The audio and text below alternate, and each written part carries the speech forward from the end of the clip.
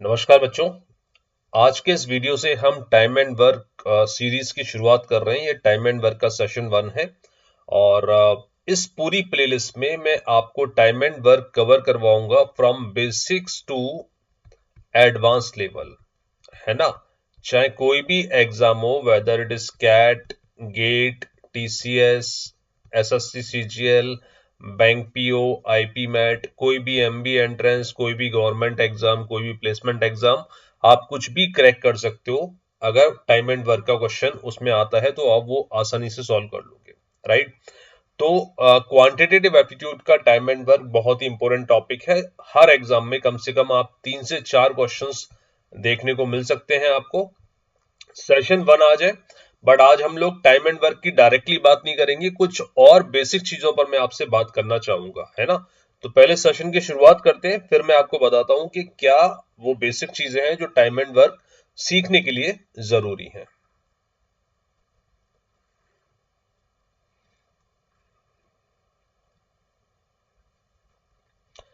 ठीक है भाई।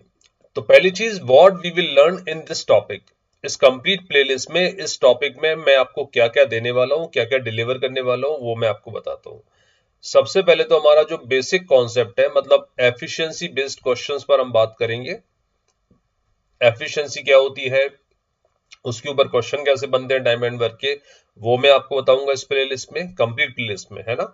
उसके बाद फिर हम एमडीएच कॉन्सेप्ट की बात करेंगे, राइट। एमडीएच कॉन्सेप्ट क्या होता है, इसके ऊपर क्वेश्चंस कई सारे आते हैं, या चेन रूल आप बोल सकते हैं। उसके बाद पाइप एंड सिस्टम्स के क्वेश्चंस मैं आपको करवाने वाला हूं, है ना। इनका भी काफी अच्छा खासा वेटेज रहता है। उसके बाद मैं आपको दूंगा equation based questions. Equation based question या ग्रुपिंग क्वेश्चन जो होते हैं, उनके साथ हम डील करेंगे टाइम एंड वर्क के। और बाद में सबसे लास्ट में हम लोग जो वेरियस एग्जाम्स में क्वेश्चंस आ चुके हैं based on the topic time and work, है ना, वो सारे हम लोग पीवाईक्यूज कवर करने वाले हैं। तो ये कुछ इस तरह से प्लेलिस्ट में आपको दूंगा। Efficiency based questions, MDH concept, pipe and systems, equation based questions, उसके बाद टाइम एंड वर्क के जो पीवाईक्यूज है वो, राइट। अब आज के इस वीडियो में क्या करना है वो हम बात कर लेते हैं। What we will learn today. तो बेटा आज मैं time and work particular topic की शुरुआत नहीं कर रहा हूं। आज मैं आपको वो बेसिक कॉन्सेप्ट दूंगा जिसका नाम है एलसीएम। अब आप बोलोगे सर एलसीएम तो आता है, तो डेफिनेटली बेटा 100 बच्चे अगर ये वीडियो देख रहे हैं तो 100 में से 98 को एलसीएम अच्छे से आता होगा। लेकिन ये उन 2 बच्चों के लिए है जिनको एलसीएम के बारे में कुछ भी नहीं पता, या एलसीएम लेने में दिक्कत आती है, या क्विकली नहीं ले पाते हैं, है ना। तो चूंकि मेरा वीडियो हर एक बच्चे के लिए है जिसको मैथमेटिक्स आता है या नहीं आता है, लेकिन वो मैथमेटिक्स जानने में इंटरेस्टेड है, इच्छुक है, तो उन सभी के लिए वीडियोस है। तो एलसीएम से ही हम आज शुरुआत करेंगे और उसके बाद फिर आप अच्छे से कर पाओगे टाइम एंड वर्क के क्वेश्चन, राइट। एलसीएम क्या होता है। एलसीएम का मतलब होता है लीस्ट कॉमन मल्टीपल, है ना। एलसीएम का मतलब होता है लीस्ट कॉमन मल्टीपल। मल्टीपल का मतलब वो नंबर जो किन्हीं भी 2 या 3 नंबर से कैंसिल आउट हो जाए, जो किन्हीं भी 2 या 3 नंबर की टेबल में आता हो, है ना। और मल्टीपल तो बहुत सारे हो सकते हैं, उनमें से हमें लीस्ट वाला फाइंड आउट करना है, सबसे छोटा फाइंड आउट करना है। फॉर एग्जाम्पल मैंने सिंपली 2 नंबर लिए 6 और 15, राइट। अब 6 की टेबल में आने वाले नंबर कौन कौन से बेटा, 6, 12, 18, 24, 30, 36 एंड सो ऑन। 15 की टेबल में आने वाले नंबर कौन से हैं, 30 होगा, 45 होगा, 60 होगा एंड सो ऑन। अब इन दोनों में से लीस्ट कॉमन मल्टीपल कौन सा मिल रहा है, सबसे छोटा 30। तो एलसीएम ऑफ 6 एंड 15 इज 30। ये इस तरह से काम करता है।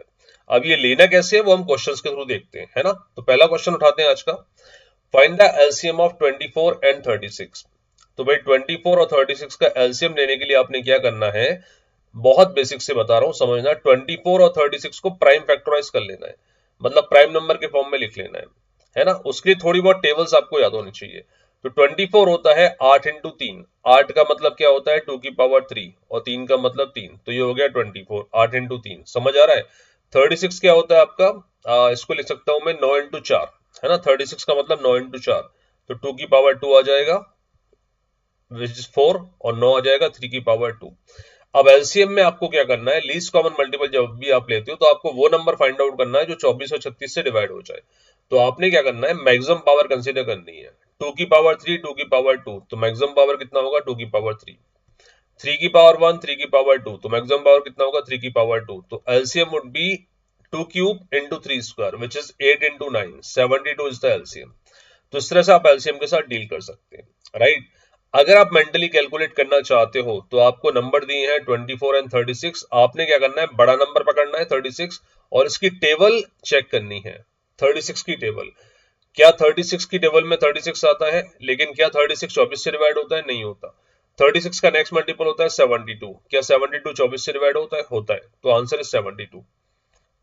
आप चाहो तो ऐसे भी कर सकते हो, दोनों मेथड मैंने आपको दे दिए। लेकिन टाइम एंड वर्क जब आप शुरुआत कर रहे हैं तो एलसीएम जानना बहुत जरूरी है ना।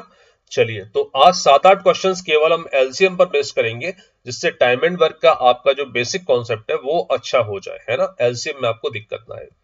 Question number 2, find the LCM of 32 and 48। तो भाई, अब एक एक करके प्राइम फैक्टराइज करने से अच्छा है आप वो नंबर फाइंड आउट करो जो कॉमनली मैक्सिमम आप कॉमन निकाल सकते हो। तो मुझे क्लिक करता है, ये होता है सर 16 इंटू 2। मैक्सिमम कॉमन निकालने की कोशिश करना, जल्दी हो जाएगा। ये होता है 16 इंटू 3। समझ आ रहा है, एक एक करके प्राइम फैक्टराइज नहीं कर रहा हूं मैं, अब मैक्सिमम कॉमन निकालने की कोशिश कर रहा हूं। ये होता है 16 इंटू 2, ये होता है 16 इंटू 3। मतलब इनका जो एलसीएम आएगा उसमें 16 तो आने ही वाला है, और 3 और 2 का प्रोडक्ट आ जाएगा, राइट। तो इस तरह से आप एलसीएम फाइंड आउट कर सकते हो। 16 इंटू 3 48, 48 इंटू 2 96। समझ आ गया। पहले मैक्सिमम कॉमन निकालो, उस कॉमन को पुट करो और बाकी बचे हुए नंबर्स को ही मल्टीप्लाई कर दो, है ना। तो ये कर सकते हो, या फिर आप डिटेल में प्राइम फैक्टराइज करना चाहो तो वो कर सकते हो। हमारा मकसद एलसीएम निकालना नहीं है, हमारा मकसद है कि क्वेश्चंस को जल्दी से जल्दी सॉल्व कैसे करना है, राइट। तो answer is 96। Find the LCM of 27 and 40। 27 and 40, अब इसमें आप देख सकते हो कॉमन तो कुछ भी नहीं आ रहा है, कॉमन कुछ भी नहीं आ रहा है, कुछ भी कॉमन नहीं आ रहा है। तो आप दो नंबर को सिंपली मल्टीप्लाई कर सकते हो। आंसर आ जाएगा 27 इंटू 4 विच इज 108, और एक पीछे एक जीरो लगा दिया, 1080। बट ये कब करना है, जब आपको ये दिखाई दे जाए कि दो नंबर में कुछ भी कॉमन नहीं आ रहा है। ये 27 है, ये 40 है, तो 27 इंटू 4 सिंपली कर दो, आपका आंसर आ जाएगा 1080। 27 इंटू 40, आंसर आ जाएगा 1080। ये आप चाहो तो डिटेल में प्राइम फैक्टराइज करके भी कर सकते हो, है ना। चलिए, find the LCM of 14, 35 and 21। 14, 35 and 21 common निकाल लेते हैं पहले तो। इसको लिखूंगा मैं 7 इंटू 2, इसको लिखूंगा मैं 7 इंटू 5, और इसको लिखने वाला हूं मैं 7 इंटू 3। अब कॉमन नंबर क्या आ रहा है, 7 आ रहा है, इंटू जो भी बचा कुछ है उससे मल्टीप्लाई कर देंगे। 5 इंटू 2 10, 10 इंटू 3 30, 30 से मल्टीप्लाई कर दूंगा, रिजल्ट आ जाएगा 210, राइट। तो 14, 35 और 21 का एलसीएम कितना आ गया बेटा, 210। समझ आ रहा है। तो ये एलसीएम बहुत अच्छे से मतलब स्ट्रांग होना चाहिए कॉन्सेप्ट, नहीं तो आपको टाइम एंड वर्क में दिक्कत आ सकती है।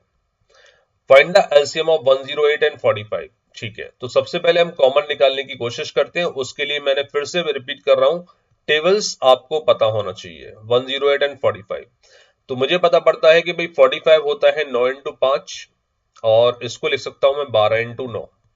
तो कुल मिला के 9 तो आएगा ही आएगा एलसीएम में। कॉमन नंबर कौन सा है, 9 तो आएगा ही आएगा। और बाकी जो बचा कुछ है उसका मल्टीप्लाई करना है, नहीं वेट, आपने 9 तो ले ही लिया। अब 12 क्या होता है बेटा, 4 into 3।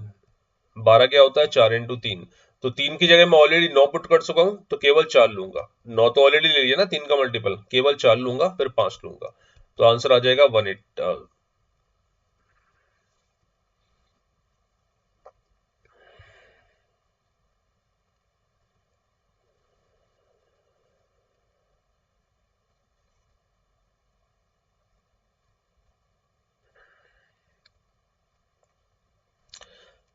Okay, so question number 5 is find the LCM of 108 and 45। अब इसमें से मैं मैक्सिमम कॉमन निकालने की कोशिश करता हूं। 108 होता है आपका 9 इंटू 12, और 45 होता है बेटा 9 इंटू 5, है ना।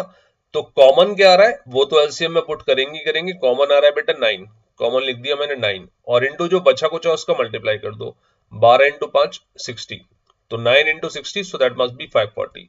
तो आप एलसीएम 540 लेकर इस क्वेश्चन को सॉल्व कर सकते हैं टाइम एंड वर्क की जब बात आएगी तब, है ना। वो कैसे करना है वो बात करेंगे नेक्स्ट वीडियो में, अभी हम केवल एलसीएम फोकस कर रहे हैं। तो 108 लिखा 9 इंटू 12, 45 लिखा 9 इंटू 5, सिंपली 9 कॉमन ले लिया, 12 इंटू 5 कर दिया, 9 इंटू 60, आंसर इज 540। डन। चलिए आगे बढ़ते हैं। Find the LCM of 12, 20 and 24। 12, 20 and 24 का एलसीएम आपको निकालना है, तो 12 लिखा, 20 लिखा और 24 लिख लिया, राइट। इसको लिखता हूं मैं 4 इंटू 3, इसको लिखता हूं मैं 4 इंटू 5 और इसको लिखता हूं मैं 4 इंटू 6, 4 इंटू 6। तो सबसे पहले आपने देखा कॉमन क्या आ रहा है सर, 4 आ रहा है, तो 4 तो आपने पुट कर लिया, इंटू फिर आपने 6 ले लिया, और जब आपने 6 ले लिया तो आपको 3 लेने की जरूरत नहीं है क्योंकि 6 ऑलरेडी लिख चुके हो, 6 में 3 आ ही जाता है, इंटू 5 ले लिया, so that must be equal to 24 into 5, 120, है ना। चेक करो 12 से 120 कटता है, कटता है, 20 से कटता है, कटता है, 24 से कटता है, कटता है, राइट। तो 12, 20, 24 का एलसीएम आ जाएगा 120। Is it clear? पक्का? चलो आगे बढ़ते हैं। Question number 7। अच्छा, कभी कभी हो सकता है कि आपको फ्रैक्शंस का एलसीएम लेना पड़े, तो फ्रैक्शंस का एलसीएम होता है ना, मान लो LCM of P upon Q, R upon S and let's say K upon L. तो फ्रैक्शंस का जो एलसीएम होता है वो एलसीएम ऑफ द न्यूमरेटर, मतलब LCM of the P R के इस केस में, upon HCF of the denominator होता है क्यू एस एल, राइट। तो फ्रैक्शंस का जो एलसीएम होगा वो LCM of the numerator upon HCF of the denominator होगा। तो एलसीएम ऑफ 3/4, 4/7, 8/5, इनका एलसीएम निकालने के लिए आपने क्या करना है, LCM of the numerator which is 3, 4, 8 upon HCF, HCF मतलब हाईएस्ट कॉमन फैक्टर, एक ऐसा नंबर जो तीनों को डिवाइड कर दो सबसे बड़ा हो, है ना।